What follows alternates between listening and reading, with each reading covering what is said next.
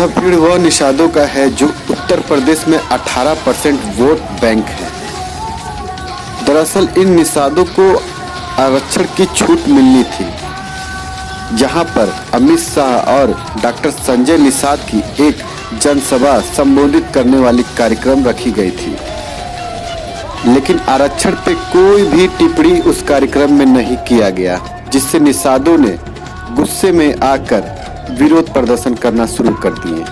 आइए दिखाते हैं पहले एक खास शुरुआती रिपोर्ट। बीजेपी के जितने लोग हैं सब इसको जीरो बना के गए हैं।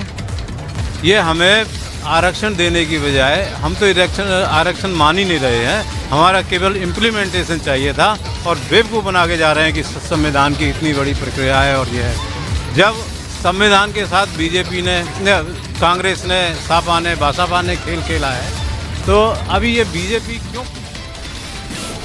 इस आरक्षण के मामले को लेकर के जब वोट की चरमराहट सामने आने लगी तो सभी प्रदेशों के जिलों के जिला अध्यक्ष द्वारा अपनी अपनी बातों को रखी गई।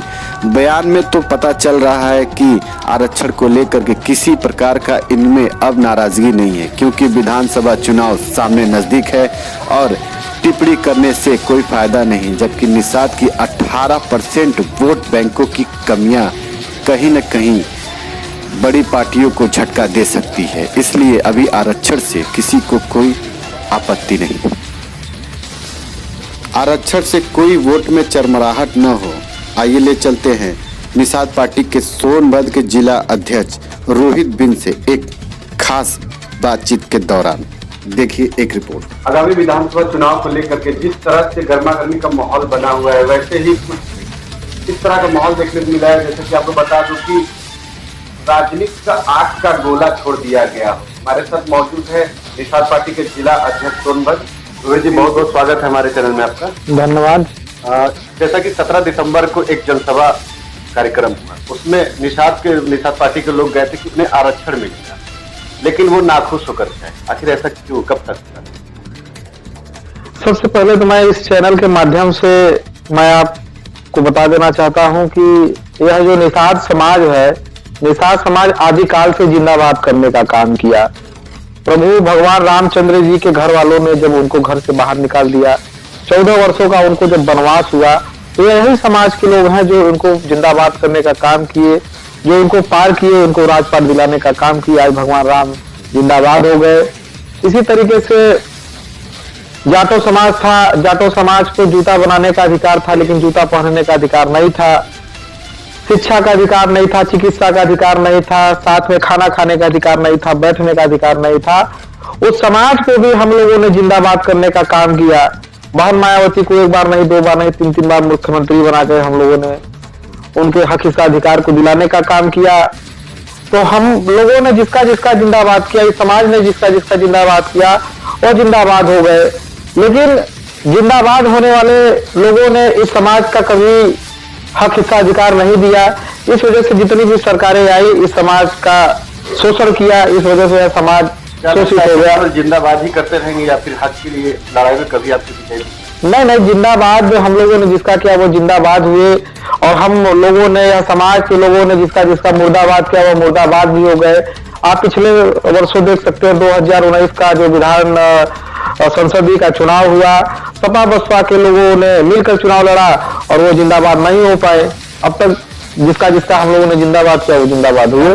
जय श्री राम पे ही ये चुनावी माहौल चलता रहेगा या कुछ बदलाव किया है? नहीं, जैसे कि भारतीय जनता पार्टी शासन सत्ता में नहीं थी।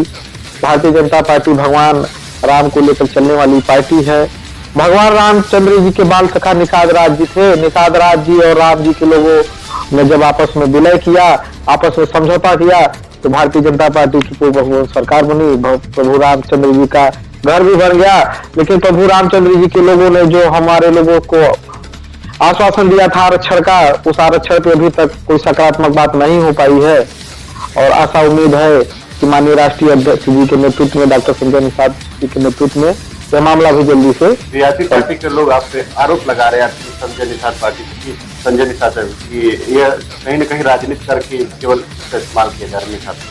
सबसे पहले मैं इस चैनल के माध्यम से बताना चाहूंगा कि माननीय मुकेश सहनी जी बिहार में इसमें मंत्री हैं, उनके 4 विधायक हैं। सबसे पहले वहां वो बिहार के निषादों को आरक्षण दिलवा दे, तब यूपी में आके निषादों की आरक्षण की बात कहे। उनकी सरकार है, अगर आरक्षण नहीं मिलता है तो वो तो चाहे सरकार को भी गिरा सकते हैं। वो सिर्फ यहाँ पे आके नौटंकी और ड्रामा करने का काम कर रहे हैं, यहाँ विभीषण का काम कर रहे हैं। यहाँ का जो निषाद समाज है उनके इस ड्रामे को भली भांति समझ चुका है और निषाद समाज निषाद पार्टी के साथ महामना डॉक्टर संजय निषाद जी के साथ है।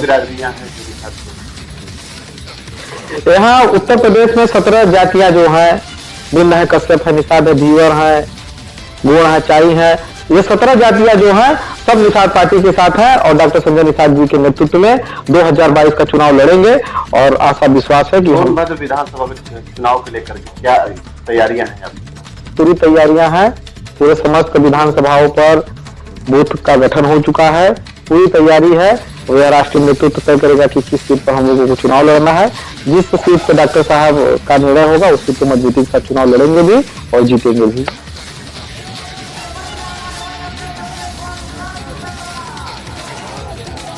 आरक्षण को लेकर के निषाद पार्टियों में जो नाराजगी जताए जा रही थी उसे रोहित बिंद जिला अध्यक्ष सोनभद्र ने अपने बयान में सब सहमति जताई, जिससे वह भाजपा का सपोर्टर बन करके 2022 मिशन में होने वाले चुनाव में पूर्ण रूप से बहुमत सहयोग देंगे। अगर आप लोगों को हमारा वीडियो पसंद आए तो प्लीज़ लाइक, कमेंट, शेयर एवं सब्सक्राइब करना ना भूलें। मैं फिर मिलूंगा अगले वीडियो के साथ, तब तक के लिए नमस्कार।